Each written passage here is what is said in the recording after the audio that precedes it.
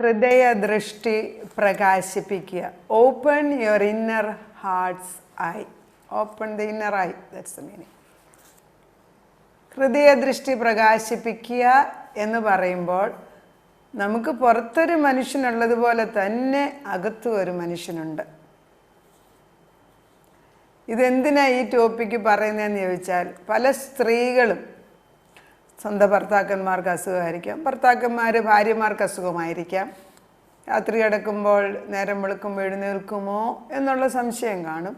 മക്കളെക്കുറിച്ച് അവരുടെ ജീവിതത്തിൽ ഒന്നും നേടിയിട്ടില്ലല്ലോ ഭർത്താവ്, അവരെങ്ങനെയാണ്, ഏതെങ്കിലും ഒരു ബിസിനസ്സോ ഒരു ട്രേഡോ ഒരു ജോലിയോ ഒരു പഠിത്തമോ എന്തെങ്കിലും ഉണ്ടായിരുന്നെങ്കിൽ കുടുംബജീവിതത്തിലൊരു വ്യത്യാസം അവർക്കുണ്ട്. അവരുടെ ഭാവി, അവരുടെ ഭാര്യ ഭർത്താക്കന്മാരുടെ ബന്ധം, മക്കളെക്കുറിച്ചുള്ള വിവാഹത്തെക്കുറിച്ചുള്ള ഭയം, നല്ല പുരുഷനെ കിട്ടുമോ അല്ലെ നല്ല സ്ത്രീകളെ കിട്ടുമോ, കുഞ്ഞുങ്ങളുണ്ടാകുമോ, ഇങ്ങനെയുള്ള അനേക ഭാരങ്ങൾ എന്നും ഏതൊരു കുടുംബത്തിലും ഉണ്ട്, ഏതെങ്കിലും ഒരു തരത്തിൽ. അതില്ലാത്ത കുടുംബങ്ങളില്ല. എന്നാൽ ഈ ഭാരങ്ങൾ വരുമ്പോൾ പുരുഷന്മാർ പുറത്തോട്ട് ഇറങ്ങിപ്പോകും, വല്ലവരോടുമൊക്കെ അവർ വേറെ എന്തെങ്കിലുമൊക്കെ വർത്തമാനം പറഞ്ഞ് സമയം കളയുമായിരിക്കാം. ചില സ്ത്രീകൾ വീട്ടിനകത്ത് തന്നെ ഇരുന്നിട്ട് മനസ്സങ്ങ് വേദനിക്കുകയാണ്. എങ്ങനെ ആരോട് പറയും, ഒന്ന് വിളിച്ചു പറയാൻ ആരില്ല. പണത്തിനാവശ്യമുള്ളപ്പോൾ ഒരാളോടൊന്ന് ചോദിച്ചാൽ ഒരു 100 രൂപ പോലും അല്ലെങ്കിൽ 1,00,000 രൂപ ആവശ്യം വന്നാലൊന്ന് ചോദിക്കാൻ ആളില്ല, അല്ലെങ്കിൽ ഒന്ന് സങ്കടം കേൾക്കാൻ ആരില്ല. ഇങ്ങനെയുള്ള ഭാരങ്ങളുള്ളവരുണ്ട്. ഞാൻ കഴിഞ്ഞ ദിവസം ഒരു വീട്ടിൽ ചെന്നപ്പോൾ ഞാൻ കണ്ടത്, ഭാര്യയും ഭർത്താവും, മക്കൾ പുറത്താണ്, 2 പെൺമക്കളാണ്. ആ 2 പെൺമക്കളും അമേരിക്കയിലാണ്, ക്രിസ്ത്യാനികളല്ല. ഭാര്യ വളരെ കഴിവുള്ള ഒരു സ്ത്രീയാണ്. പക്ഷേ ഒന്നും ഇപ്പം ചെയ്യാനില്ലാത്തതിനാൽ, ജോലി ഒന്നും ചെയ്യാനില്ല, ആർക്കൊന്നും. നേരം വെളുക്കുന്ന എഴുന്നേൽക്കുന്ന എന്തിനാ, 5 മണിക്ക് ഉണരുന്നുണ്ട്, അത് കഴിഞ്ഞ് പിന്നെയും കിടക്കും, പിന്നെ ഒരു 7 വരെ ഉറങ്ങും. 8 ഭർത്താവിന് സെർവൻ്റ് വീട്ടിൽ കാപ്പിയെല്ലാം കൊടുക്കും. 8:30 ആയിട്ട് എന്തിനാ എഴുന്നേൽക്കുന്നത്? അങ്ങനെ അവരുടെ ശരീരത്തിൻ്റെ മസിൽസിന് മുഴുവനും വേദനയാണെന്ന്. ഭർത്താവ് പറയുന്നു, ഇവരുടെ കൂടെ ഇരുന്നിരുന്ന് 4 മണിയാകുമ്പോൾ ഞാൻ പുറത്തിറങ്ങിപ്പോകും, ഒരു 3 മണിക്കൂർ ഞാൻ റോഡിൽ നടന്നേച്ച് തിരിച്ചു വരും, അല്ലെങ്കിൽ എനിക്കിവിടെ ജീവിക്കാൻ പ്രയാസമാണെന്ന്. അങ്ങനെയുള്ള ഒരു ഭവനത്തിൽ നമ്മൾ കയറി ചെന്നിട്ട് എന്താണ് പറഞ്ഞു കൊടുക്കാൻ ആഗ്രഹിക്കുന്നത്? എന്താണ് ജീവിതത്തിൽ പ്രായമായതുകൊണ്ട് ഒരു പർപ്പസും ഇല്ലാതെ ഇങ്ങനെ നേരം വെളുത്ത് സൂര്യൻ ഉദിക്കുന്നു, രാത്രിയിൽ ചന്ദ്രൻ വരുന്നിടം വരെ ഇങ്ങനെ ഒന്നും ചെയ്യാനില്ലാതിരിക്കുന്ന അവസ്ഥ, അതൊക്കെ ഒരു ശാപമല്ലേ? ചിന്തിച്ച് നോക്കിക്ക്. നമ്മൾ ജീവിതത്തിൽ എന്തെങ്കിലും ചെയ്യാനൊക്കുന്നത് ഒരു ഭാഗ്യമായിട്ട് തന്നെ കാണണം. ഇങ്ങനെയുള്ള ഭാരങ്ങളുള്ള വ്യക്തികളോട് അല്ല ഞാൻ കുറച്ച് കാശ് തരാമെന്ന് പറഞ്ഞാൽ ആ പ്രശ്നം പരിഹരിക്കുമോ? ഇല്ല. പ്രശ്നം ഒന്ന് പരിഹരിക്കുമ്പം വേറൊരു പ്രശ്നം വെയിറ്റ് ചെയ്ത് നിൽക്കുകയാണ്. ഇത് ക്യൂ ആണ്, ഒന്ന് മാറുമ്പം വേറെണ്ണം കയറി വരാൻ. എല്ലാ ദിവസവും നമ്മുടെ ജീവിതം മിസറബിൾ അല്ലെങ്കിൽ പ്രയാസമാക്കണമെന്ന് ദുഷ്ടശക്തി ആഗ്രഹിക്കുന്നു, ദൈവം ആഗ്രഹിക്കുന്നു. എല്ലാ ദിവസവും എൻ്റെ മക്കൾ എന്നിൽ സന്തോഷിക്കണമെന്ന്. അതിന് നമ്മൾ തന്നെ നോക്കും. ഇപ്പോൾ എനിക്ക് മക്കളുണ്ടെങ്കിൽ എല്ലാ ദിവസവും നേരം വെളുക്കുമ്പോൾ അവളുടെ മുഖം ചിരിച്ചിരിക്കുന്നത് കാണുന്നതോ, അതല്ല നേരം വെളുക്കുമ്പോൾ മുഖം വീർത്ത് കെട്ടി എന്തിനാ എഴുന്നേൽക്കുന്നത്, ഒന്ന് ജോലി ചെയ്യാനൊന്നുമില്ല, ഒന്നും ചെയ്യാൻ, അത് കാണുന്നതാണോ നമുക്കിഷ്ടം? ഇതിനൊക്കെ ഉത്തരമുണ്ടോ വേദപുസ്തകത്തിൽ? ഏതൊരു പ്രശ്നത്തിനും വേദപുസ്തകത്തിൽ ഉത്തരമുണ്ട്. അതിന് പറ്റിയ ഒരു ക്ലാസ്സാണ് ഇന്ന് എടുക്കുന്നത്. ഇത് വചനം കേൾക്കുമ്പോൾ അനേക കുടുംബങ്ങളിൽ ഇത് കടന്നു വന്നിട്ട് അവരുടെ ഹൃദയത്തിൻ്റെ അന്തരാത്മാവ്, അതായത് ഉള്ളിലുള്ള ആത്മാവ് തുറന്നിട്ട് ജീവൻ വെച്ചിട്ട് ഹൃദയദൃഷ്ടി പ്രകാശിപ്പിച്ചിട്ട് പ്രശ്നങ്ങൾക്ക് പരിഹാരം തരുന്ന ഒരു ദൈവമുണ്ട് എന്ന് ഉറപ്പ് വരുത്താനാണ് ഈ മെസ്സേജ് അയക്കുന്നത്. വളരെ അനുഗ്രഹിക്കപ്പെട്ട മെസ്സേജാണ്. ഹൃദയദൃഷ്ടി തുറക്കുക എന്നുള്ളത് ദൈവമാണ് ആഗ്രഹിക്കുന്നത്. അതിനൊരു വാക്യം വേദപുസ്തകത്തിലുണ്ട്. ആ വാക്യമാണ് ഞാൻ വായിക്കാൻ പോകുന്നത്. എഫേസ്യർക്ക് എഴുതിയ ലേഖനം 1:17 തൊട്ട് 19 വരെയുള്ള വാക്യം. വളരെ കടുപ്പമുള്ള ഒരു വാക്യമാണ്, പക്ഷെ ശ്രദ്ധയോട് കേട്ടാൽ ദൈവം അതിൻ്റെ മർമ്മം മനസ്സിലാക്കി തരും. പൗലോസ് എഴുതിയാണ്, നിങ്ങൾക്ക് വേണ്ടി ഇടവിടാതെ, ഞാനത് തന്നെ പറയുന്നത്, വചനം കേൾക്കുന്നവർക്ക് വേണ്ടി ഞങ്ങൾ ഇടവിടാതെ പ്രാർത്ഥിച്ചുകൊണ്ടേയിരിക്കുന്നു. നിങ്ങൾക്ക് വേണ്ടി ഇടവിടാതെ സ്തോത്രം ചെയ്ത് എൻ്റെ പ്രാർത്ഥനയിൽ നിങ്ങളെ ഓർത്തും കൊണ്ട്. എവിടെയാണ് ഓർക്കുന്നത്? മറ്റുള്ളവരോട് കുറ്റം പറയാനല്ല. എൻ്റെ പ്രാർത്ഥനയിൽ കേൾക്കേണ്ടവനായ ദൈവത്തിൻ്റെ മുൻപിലേക്ക് ഈ വചനം കേൾക്കുന്ന ഓരോ വ്യക്തിയെയും ഓർത്തുകൊണ്ട്. അതാണ് വചനത്തിനകത്തുണ്ട്. നിങ്ങൾക്ക് നമ്മുടെ കർത്താവായ ഓർത്തും കൊണ്ട് നമ്മുടെ കർത്താവായ യേശുക്രിസ്തുവിൻ്റെ ദൈവവും മഹത്വവുമുള്ള പിതാവായവൻ നിങ്ങൾക്ക് തന്നെക്കുറിച്ചുള്ള ജ്ഞാനത്തിൻ്റെയും വെളിപ്പാടിൻ്റെയും ആത്മാവിനെ തരയണം. എല്ലാം മനസ്സിലായി? ആർക്കും മനസ്സിലാകത്തില്ല. ജ്ഞാനത്തിൻ്റെയും വെളിപ്പാടിൻ്റെ ആത്മാവ്. അപ്പം പരിജ്ഞാനത്തിൽ ജ്ഞാനവും വെളിപ്പാടും ഉണ്ട്.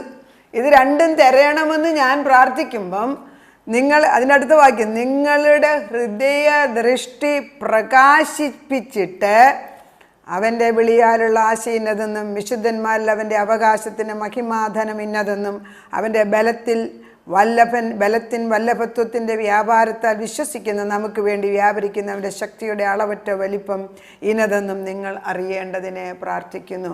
വളരെ പ്രധാനപ്പെട്ട ഒരു സത്യമാണ് ഇതിനെഴുതിയിരിക്കുന്നത്. വലിയ പ്രയാസമുള്ള സത്യം വളരെ സിമ്പിളായിട്ട് പറഞ്ഞു തരാനാണ് ഞാനിന്നിപ്പോൾ പോകുന്നത്.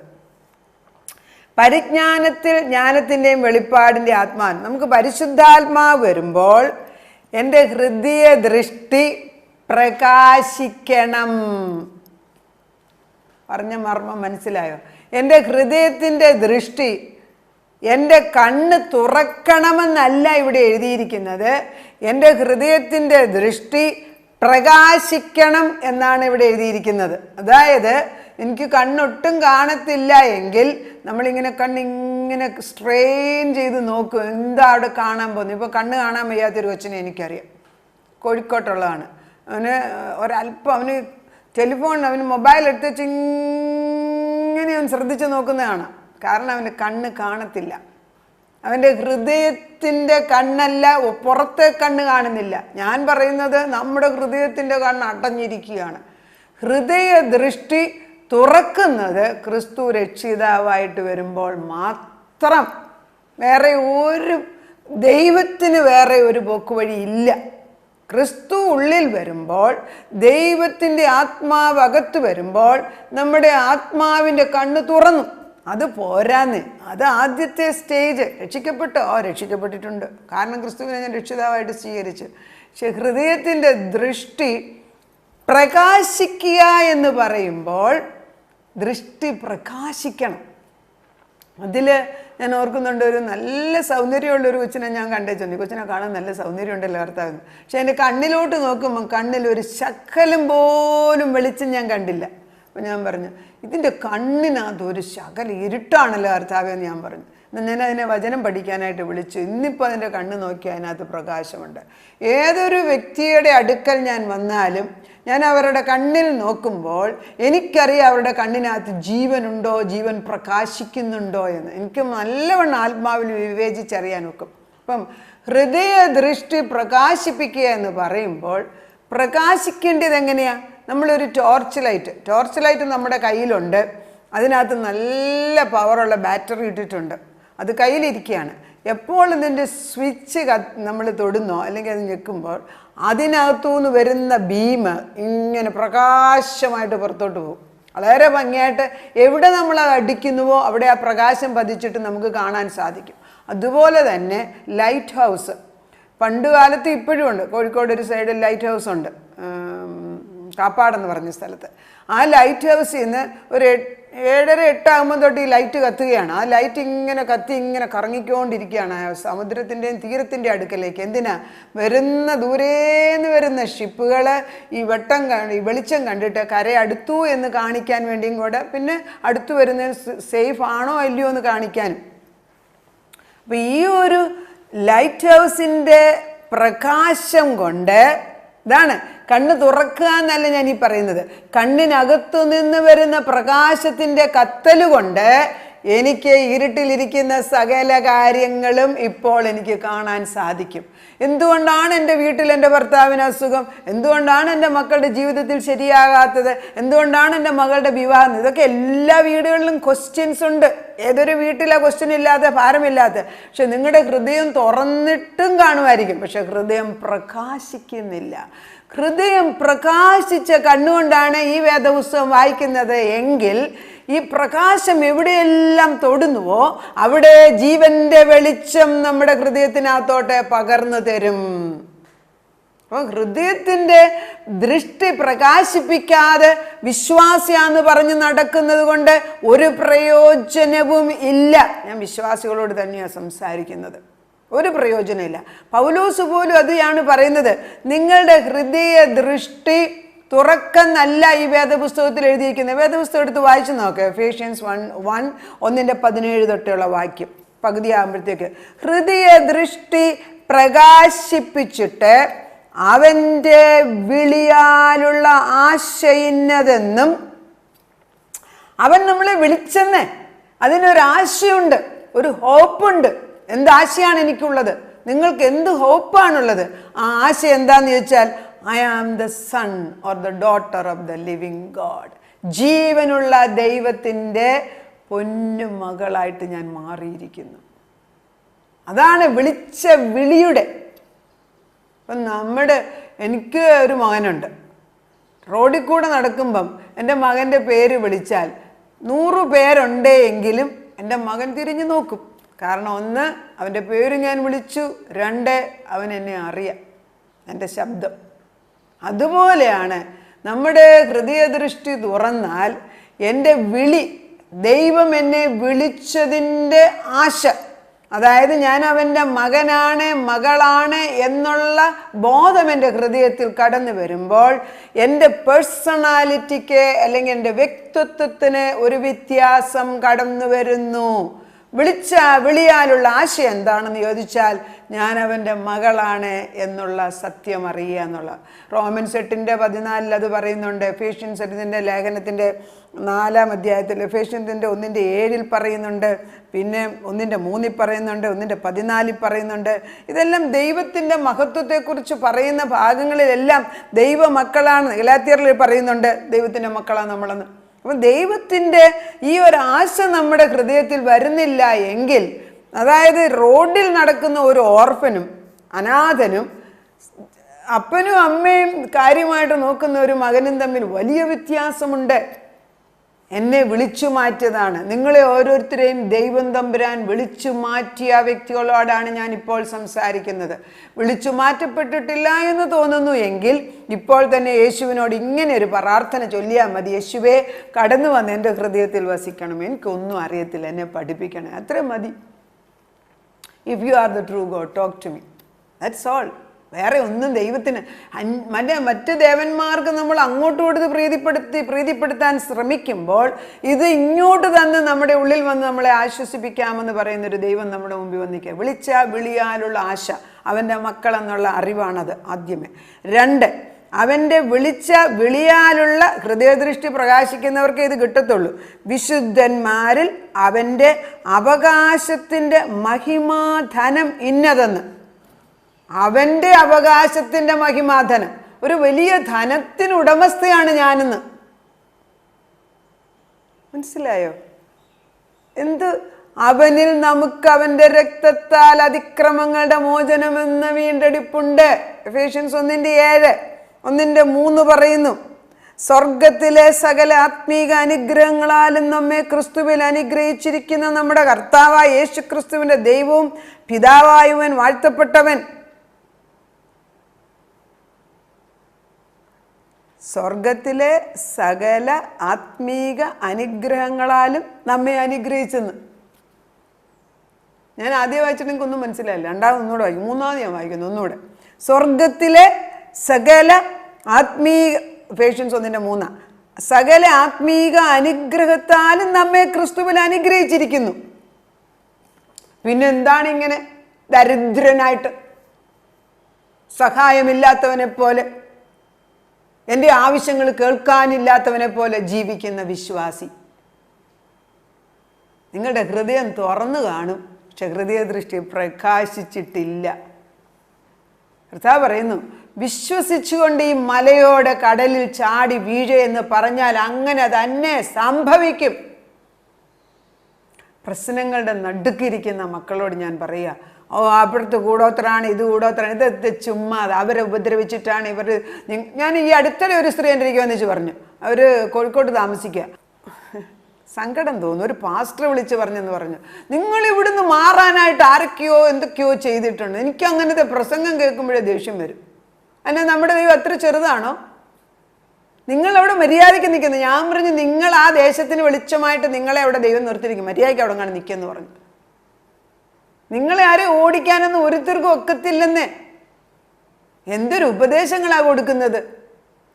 ക്രിസ്തു പറയുന്നു, ഉലക സ്ഥാപനത്തിന് മുമ്പ് ഞാൻ നിന്നെ അനുഗ്രഹിച്ച വ്യക്തിയാണെന്ന്.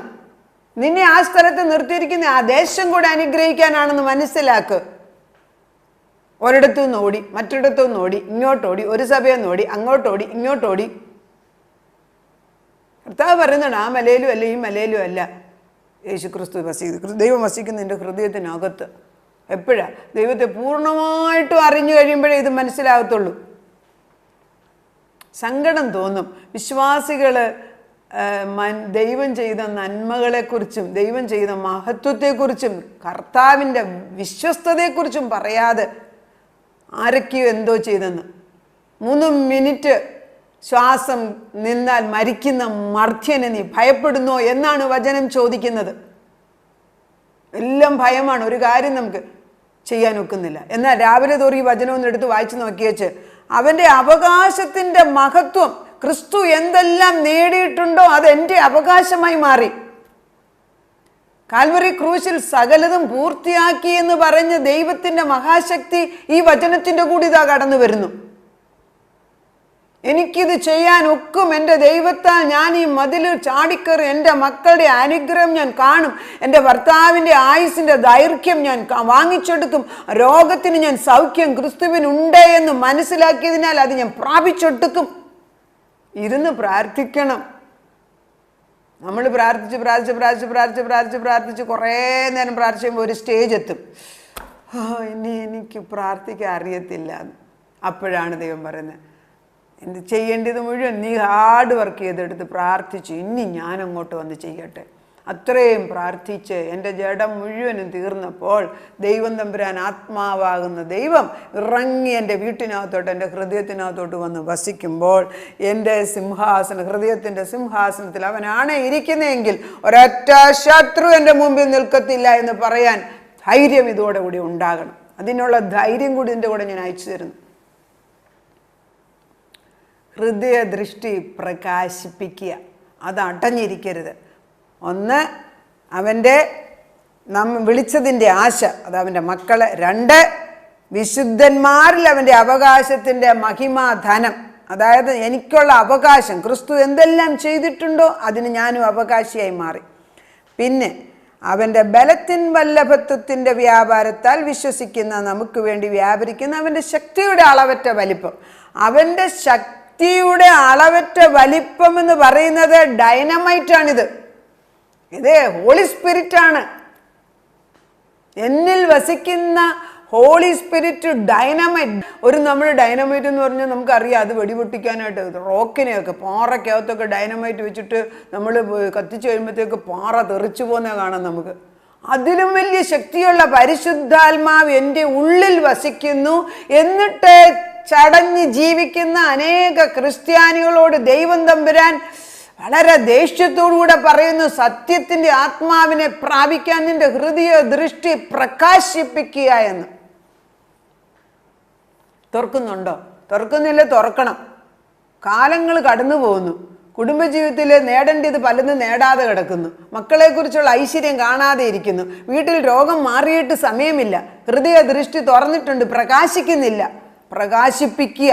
എന്തോ ദൈവത്തിനെന്തോ വാശിയുള്ള പോലെ തോന്നിക്കുന്നു. കാരണം കർത്താവ് ഇത്രയൊക്കെ സത്യങ്ങൾ ഇതിനകത്ത് എഴുതി വെച്ചിട്ട് നമ്മളിത് മനസ്സിലാക്കാതെ അന്ധരെ പോലെ ജീവിക്കുകയാണെങ്കിൽ പിന്നെ ദൈവത്തെ കുറ്റം പറഞ്ഞിട്ട് കാര്യമുണ്ടോ? ശരി, എനിക്കും ചിലപ്പം പ്രയാസങ്ങൾ തോന്നുമ്പോൾ ഞാൻ പറയും, ഇനി എങ്ങനെയാ പ്രാർത്ഥിക്കേണ്ടതെന്ന് അറിയത്തില്ല. അപ്പോൾ ഞാൻ ഒരു അധ്യായം എടുത്ത് കുറച്ച് നേരം അങ്ങ് വായിക്കും. കഴിഞ്ഞ ദിവസം ഇതേപോലെ ഒരു ഭാരതത്തിൽ ഇങ്ങനെ ഞാൻ ദൈവത്തോട് ഇങ്ങനെ ചോദിച്ചു ഇനി എങ്ങനെയാണ് ഈ ഒരു വിഷയത്തിന് എനിക്ക് പ്രാർത്ഥിക്കേണ്ടതെന്ന് അറിയത്തില്ല എന്ന് ഞാൻ പ്രാർത്ഥിച്ചുകൊണ്ടിരുമ്പോൾ ഞാൻ ദൈവാത്മാ എന്നോട് തിരിച്ചിങ്ങനെ നമ്മളിങ്ങനെ പ്രാർത്ഥിച്ച് കുറച്ച് കഴിയുമ്പോൾ നമ്മുടെ ബുദ്ധി ഇങ്ങനെ ഇനിയൊന്നും പ്രാർത്ഥിക്കാനില്ല, ആ ഒരു സ്റ്റേജ് എത്തും. അന്നേരം ഞാൻ ഉള്ളിൽ കേൾക്കുകയാണ്, ആശ്രയിപ്പാൻ ആരുമില്ലാത്തതിനാൽ രാജാവിൻ്റെ ഹൃദയം വ്യസനിക്കുന്നു. കുറച്ച് മുമ്പ് ഞാൻ ഓർത്തു, അതെന്താ കർത്താവ് പറഞ്ഞ് പണ്ട് വർഷങ്ങൾക്ക് മുമ്പ് പറഞ്ഞ വാക്യം എന്താ പിന്നെ ഇത് വേദപുസ്തകത്തിലൊരു വാക്യമല്ല, പക്ഷെ ഞാനിത് വ്യക്തമായിട്ട് എൻ്റെ ഹൃദയത്തിൽ കേട്ടു. ആശ്രയിപ്പാൻ ആരുമില്ലാത്തതിനാൽ രാജാവിൻ്റെ ഹൃദയം വ്യസനിക്കുന്നു. അപ്പോൾ ഞാൻ പറഞ്ഞു, അതെന്നോട് പണ്ട് പറഞ്ഞ വാക്യം പിന്നെയും പറഞ്ഞപ്പോൾ ഇപ്പോഴും അപ്പോൾ എൻ്റെ വിശ്വാസം താണല്ലോ എന്ന് എനിക്ക് ഉടനെ ഓർമ്മ വന്നു. അപ്പോൾ ഞാൻ കർത്താവേ, നീ പണ്ട് പറഞ്ഞത് വീണ്ടും എന്നോട് പറഞ്ഞെങ്കിൽ രാജാവിനെ ഞാൻ ആശ്രയിക്കാത്തതിൽ ഞാൻ സങ്കടം പറയുന്നു. അത് ഞാൻ ആരെ ആശ്രയിക്കാത്തതിൽ എന്നാണ് പറഞ്ഞത്? മനുഷ്യനെ അല്ല, രാജാവായ ക്രിസ്തുവിനെ ആശ്രയിക്കാൻ ആളില്ലാത്തതിൽ ദൈവം ദുഃഖിക്കുന്നു. അപ്പോൾ ഞാൻ എഴുന്നേറ്റേച്ച് പറഞ്ഞു, നീ എൻ്റെ ഉള്ളിലുള്ളതിനാൽ ഞാൻ ഇപ്പോൾ മുതൽ രാജാവ് ഉള്ളതുപോലെ സംസാരിക്കാൻ പോവുകയാണെന്ന്. അങ്ങനെ ഞാൻ സംസാരിച്ചു. ഞാൻ ഒരു കാര്യത്തിന് വേണ്ടി പോയി, അത് 100% വിജയമായിട്ട് ഞാൻ തിരിച്ചു വന്നു. കാരണം രാജാവുണ്ട് എന്ന് എനിക്കൊരു ബോധം, എൻ്റെ ഉൾബോധം, എൻ്റെ ഹൃദയദൃഷ്ടി അപ്പോൾ പ്രകാശിച്ചു. ഹൃദയദൃഷ്ടി പ്രകാശിക്കുമ്പോൾ നമ്മൾ ദൈവത്തിൻ്റെ മഹത്വം ആദ്യം മനസ്സിലാകും. അതാണ് ഈ യെശയ്യാ 6-ാം അധ്യായത്തിൽ ഉസിയാ രാജാവ് മരിച്ചപ്പോൾ യെശയ്യാ പ്രവാചകൻ സ്വർഗം തുറന്ന് കാണുകയാണ്. അവൻ്റെ സിംഹാസനത്തിൽ ഇരിക്കുന്ന ദൈവത്തെ കാണുക. അവൻ്റെ വസ്ത്രത്തിൻ്റെ വിളുമ്പുകൾ മന്ദിരത്തിലെ നിറച്ചിരിക്കുന്നു. അപ്പോൾ ഞാനത് വായിച്ചപ്പോൾ ഞാൻ പറഞ്ഞു, കർത്താവേ, നിൻ്റെ വസ്ത്രത്തിൻ്റെ വിളുമ്പ് എൻ്റെ കുടുംബത്തിൻ്റെ മേലെ, എൻ്റെ മക്കളുടെ മേലെ, എൻ്റെ പ്രയാസത്തിൻ്റെ മേലെ ഒന്ന് വിരിച്ചിട്. ബോവസിൻ്റെ വയലിൽ പിന്നെ റൂത്ത് കടന്നു വന്നിച്ച് രാത്രി കിടക്കുന്ന സമയമുണ്ട്. അതൊക്കെ ചിന്തിച്ചാൽ വളരെ ആഴമാണ്. ഒരു പുരുഷൻ കിടക്കുന്നു വയലിൽ, അയാൾ കിടക്കുന്നതിൻ്റെ പുതപ്പിൻ്റെ ഇങ്ങേ അറ്റത്ത് ഒരു സ്ത്രീ കിടക്കുക എന്ന് പറഞ്ഞാൽ ആരാന്നേലും രാത്രി ഞെട്ടിപ്പോയില്ലേ? ആ മനുഷ്യൻ ഞെട്ടിയെന്നാണ് പറയുന്നത്. ബോവസ് ഭയത്തോടെ വിറയ്ക്കുകയാണ്. അപ്പോൾ ഈ സ്ത്രീ പറയുന്നു, ഞാൻ തന്നെയാണ്. ആ പുതപ്പിൻ്റെ അറ്റം, നേരെ പുതപ്പിൻ്റെ അറ്റം എൻ്റെ മേലിടേന്ന്. പുതപ്പിൻ്റെ അറ്റം ഇടാൻ വേണ്ടി ദൈവം അതാണ് ഇവിടെ പറയുന്നത്. അവന് മന്ദിരത്തെ, അവൻ്റെ വസ്ത്രത്തിൻ്റെ വിളമ്പുകൾ മന്ദിരത്തെ നിറച്ചിരിക്കുന്നത്. സാറാഫുകൾക്ക് 6 ചിറകാണ്. 2 കൊണ്ട് അവരുടെ കാല് മൂടി, 2 കൊണ്ട് അവരുടെ മുഖം മൂടി. അവർ വിളിച്ചു പറയുന്നത്, സൈന്യങ്ങളുടെ യഹോവ പരിശുദ്ധൻ പരിശുദ്ധൻ പരിശുദ്ധൻ. അത് കഴിഞ്ഞ് എന്ത് പറ്റി? യെശയ്യാവ് ദൈവത്തെ കണ്ടപ്പോൾ ദൈവത്തിൻ്റെ മുമ്പിൽ യെശയ്യാ, അയ്യോ കഷ്ടം, ഞാൻ നശിച്ചു, ഞാൻ ശുദ്ധിയില്ലാത്ത അധരങ്ങളുള്ള ഒരു മനുഷ്യൻ, ശുദ്ധിയില്ലാത്ത അധരങ്ങളുള്ള ജനത്തിൻ്റെ നടുവിൽ വസിക്കുന്നു എന്ന് പറയുകയാണ്. നമ്മളുടെ ബലഹീനത, അവനവൻ്റെ ബലഹീനത മനസ്സിലാക്കുന്നതാണ് ജീവിതത്തിൻ്റെ, ആത്മീയ ജീവിതത്തിൻ്റെയും ലൗകിക ജീവിതത്തിൻ്റെയും വിജയത്തിൻ്റെ താക്കോൽ. ബലഹീനത എന്ന് പറഞ്ഞാൽ ഞാൻ പറയുമ്പോൾ വിശ്വാസത്തിൻ്റെ കുറവാണ് എൻ്റെ വിജയത്തിൻ്റെ കുറവ്. വിശ്വാസം ദൃഢമായിട്ട് വന്നാൽ ഒരു പ്രവൃത്തി അതിൻ്റെ പുറകെ പോകും. ഉടനെ തന്നെ യെശയ്യാവിന് നീ ഇറങ്ങിപ്പോകുന്ന ദൈവം പറയുന്നില്ല. ഒരു ദൂതൻ്റെ വചനം പറയുന്നത് എങ്ങനെയാണെന്ന് നോക്കാം. അപ്പോൾ സാറാഫുകളിൽ ഒരുത്തൻ യാഗപീഠത്തിൽ നിന്ന് കൊടിൽ കൊണ്ട് ഒരു തീക്കനലെടുത്ത് കയ്യിൽ പിടിച്ചുകൊണ്ട് എൻ്റെ അടുക്കൽ വന്ന് അതെൻ്റെ വായ്ക്ക് തൊട്ടു. ഞാൻ അനേകരുടെ ഹൃദയത്തെ തൊട്ടുകയാണെന്ന്. ഹൃദയദൃഷ്ടി തുറന്ന പോരാ, ഹൃദയദൃഷ്ടി പ്രകാശിച്ചിട്ട് എൻ്റെ ആശ എന്ത്, ഞാൻ ദൈവത്തിൻ്റെ മകനെ അല്ലേ മകളെ എന്നുള്ള ബോധം. 2, എൻ്റെ അവകാശം, ക്രിസ്തു നേടിയത് മുഴുവനും. ക്രൂശിൽ കിടന്ന് അവൻ പറഞ്ഞു, ഞാൻ സകലതും പൂർത്തിയാക്കി, it is a finished job. അത് ക്രൂശിൽ നിലവിളിച്ച് പറയാണ്, it is done. You don't have to do എന്ത്. ഞാൻ ചെയ്തത് വിളിച്ചു പറയുക. ഒരു മേശപ്പുറത്ത് ഭക്ഷണം നിറച്ചുണ്ടാക്കി വെച്ച് നമ്മൾ പോയി അടുക്കളയിൽ പോയി പിന്നെ ഭക്ഷണം ഉണ്ടാക്കാൻ പോകുന്ന അതേ സ്റ്റേജാണ് ആത്മീയ ഗോളത്തിൽ പല വിശ്വാസികളും. ദൈവം ചെയ്തെടുത്തത് വിളിച്ചു പറയാനുള്ള ധൈര്യമില്ല. കാരണം അതിന് നിന്റെ ഹൃദയദൃഷ്ടി പ്രകാശിച്ചിട്ടില്ല. 3, നമ്മളിൽ പ്രവർത്തിക്കുന്ന അവൻ്റെ അളവറ്റ ശക്തി, അത് പരിശുദ്ധാത്മാവ്. ഈ പരിശുദ്ധാത്മാവ് വരുമ്പോൾ ആദ്യ ദൈവത്തിൻ്റെ മഹത്വം മനസ്സിലാവും. അതാണ് സാറാഫുകൾ പോലും ചോദിക്കുന്നത്, പരിശുദ്ധൻ പരിശുദ്ധൻ പരിശുദ്ധൻ പരിശുദ്ധൻ പരിശുദ്ധൻ എന്ന് സ്വർഗത്തിൽ വിളിച്ചു പറയുക. നമ്മൾ തന്നെ കർത്താവേ, അയ്യോ ദൈവമേ, ശുദ്ധിയില്ലാത്ത അധരങ്ങളുടെ ഉള്ള മനുഷ്യനാണ് ഞാൻ. എൻ്റെ നാവ് ശരിയാകാത്തത്, ഞാൻ പറയുന്നത് ശരിയല്ലെന്ന്. നമ്മൾ പറയുന്നത് ശരിയാണെങ്കിൽ വചനം കൊണ്ട് നമ്മുടെ ആവനാഴി നിറയ്ക്കണം. ഹൃദയദൃഷ്ടി പ്രകാശിക്കണമെങ്കിൽ വചനം കാണാതെ പഠിക്കണം. ഞങ്ങൾ 101 സങ്കീർത്തനം സെഫന്യാവിൻ്റെ 3:12 തൊട്ട് 17 വരെയുള്ള വാക്യങ്ങൾ, അതുപോലെ ഓരോ വാക്യം 118, ഇതൊക്കെ ഞങ്ങളിങ്ങനെ കാണാതെ പഠിക്കാൻ ഞങ്ങൾ സ്ത്രീകളോട് പറയും. അവർ കാണാതെ പഠിച്ച് തിരിച്ചു വന്ന് പറയുമ്പം അവരിലുള്ള മാറ്റം ഞാൻ കാണാറുണ്ട്. വചനമാണ് ക്രിയ ചെയ്യുന്നത്. പരിശുദ്ധാത്മാവ് വചനത്തിൽ കൂടെയാണ് ക്രിയ ചെയ്യുന്നത്. ദൈവം നമ്മുടെ അടുക്കൽ ഇതാ കടന്നു വന്നിരിക്കുന്നു. ഹൃദയദൃഷ്ടി പ്രകാശിക്കട്ടെ. നിങ്ങളുടെ പ്രശ്നങ്ങൾക്ക് ഉത്തരം വേദപുസ്തകത്തിൽ തന്നെ ഉണ്ട്. നമുക്ക് പ്രാർത്ഥിക്കാം. സ്തോത്രം കർത്താവേ, സ്തുതിയോടെ സ്തോത്രത്തോടെ കടന്നു വരുന്നു. ഹൃദയദൃഷ്ടി തുറക്കുകയല്ല അപ്പച്ചന്ന്, ഹൃദയദൃഷ്ടി അനേകരുടെ പ്രകാശിക്കണം. ടോർച്ച് അകത്ത് കയ്യിൽ ബാറ്ററി ഉണ്ട്, പക്ഷേ അത് ഉപയോഗിച്ചില്ലെങ്കിൽ എന്ത് പ്രയോജനം കർത്താവേ? അതുപോലെ ഞങ്ങളുടെ ഉള്ളിലേക്ക് നീ ആത്മാവിനെ ഒന്ന് നിറയ്ക്കണമേ. നീ ആകുന്ന പരിശുദ്ധാത്മാവിനെ കൊണ്ട്, നീ ആകുന്ന വചനം കൊണ്ട്, ശുദ്ധിയാക്കുന്ന വിശുദ്ധ രക്തം കൊണ്ട് ഞങ്ങളെ ഒന്ന് കഴുകിയേച്ച്, അയ്യോ ശുദ്ധിയില്ലാത്ത അധരങ്ങളാണെന്ന് ഞങ്ങൾ മനസ്സിലാക്കി നീ പരിശുദ്ധൻ പരിശുദ്ധൻ പരിശുദ്ധൻ എന്ന് വിളിച്ചു പറയുന്ന ആ ശബ്ദം, സാറാഫുകൾ സ്വർഗത്തിൽ നിന്റെ മനോഹര സ്വഭാവത്തെ മനസ്സിലാക്കി പറയുന്നു. ഞങ്ങൾ ഇവിടെ ഇരുന്നുകൊണ്ട് നിന്നെ കുറ്റം പറയുക.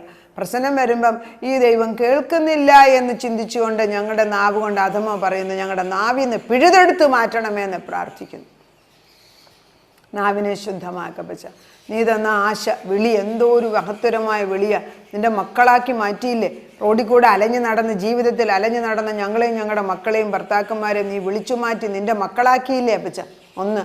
2 കർത്താവേ, നീ ചെയ്ത എല്ലാ മഹിമാധനം, നീ ചെയ്തതെല്ലാം ഞങ്ങൾക്കുള്ള അവകാശമെന്ന് നീ പറഞ്ഞു കഴിഞ്ഞില്ലേ? അവകാശിയും കൂട്ടവകാശി. 3 കർത്താവേ, നിന്റെ അളവറ്റ മഹാശക്തി, പരിശുദ്ധാത്മാവിൻ്റെ ശക്തി ഞങ്ങളിൽ വ്യാപരിക്കുന്നതിനാൽ കർത്താവേ, ഇതാ ഞങ്ങൾ നിന്റെ മുമ്പിൽ വന്ന് നിൽക്കുകയാണ്. നിന്റെ ആത്മാവ് പറയുന്നത് കേട്ടനുസരിക്കാൻ തയ്യാറായിട്ട്.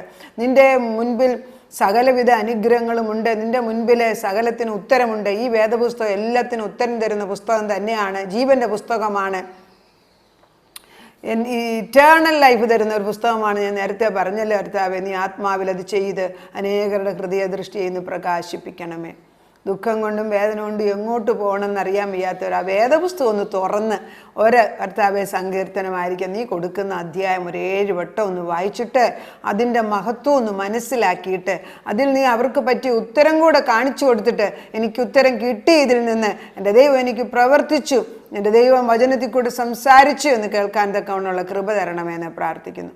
അനേക മക്കൾക്ക് അതൊരു വെളിച്ചമാക്കി മാറ്റുന്നതിന് സ്തോത്രം ചെയ്യുന്നു. പ്രകാശം തന്ന ദൈവം ഇറങ്ങി വന്നതിന് സ്തോത്രം ചെയ്യുന്നു. ഇരുട്ട് മാറി വെളിച്ചം തന്നതിന് സ്തോത്രം. കൂരിരുട്ട് മാറി വലിയ പ്രകാശമാക്കാൻ നിൻ്റെ ഒരു വചനത്തിന് സാധിക്കും. എത്രയോ വചനമാടിയനെ എറിയുന്നത് കർത്താവേ നിൻ്റെ നാമത്തിൽ അനേകർക്ക് പകർന്നു കൊടുക്കുക.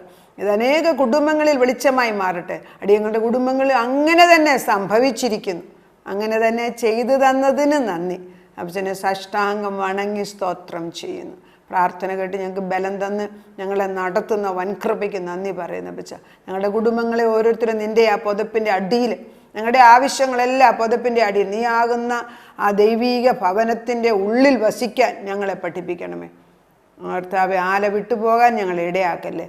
നീ ആകുന്ന കർത്താവെ ആ ഇടയൻ്റെ ശബ്ദം ആടുകളാകുന്ന ഞങ്ങൾ ശ്രദ്ധയോടെ കേട്ട് അനുസരിക്കുന്ന ആടുകളാക്കി മാറ്റണമേ. ജീവനുള്ള ദൈവം പ്രാർത്ഥന കേട്ട് ഉത്തരം തന്നതിന് നന്ദി. അതായത് യേശു ക്രിസ്തുവിൻ്റെ പൊന്നു നാമത്തിൽ തന്നെ. ആമേൻ.